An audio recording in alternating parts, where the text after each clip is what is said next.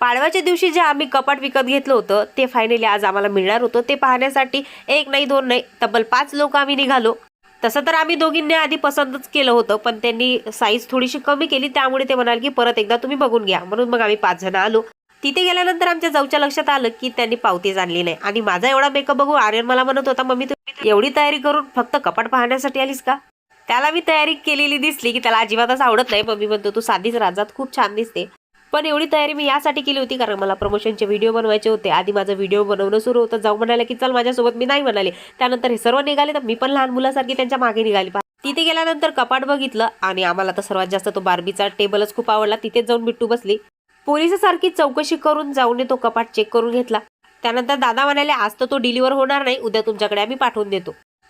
घरी आली, थोडेफार प्रमोशनचे व्हिडिओ बनवले. थोड्या वेळ बसली, तिकडं बिट्टू हे ड्रॉइंग घेऊन आली, ज्यामध्ये म्हणाली मम्मी मी तुला बनवलंय. पण ती ड्रॉइंग माझ्याकडे देऊन ती डायरेक्ट पळाली. जेव्हा मी तिची ड्रॉइंग बघितली एवढी हसली ना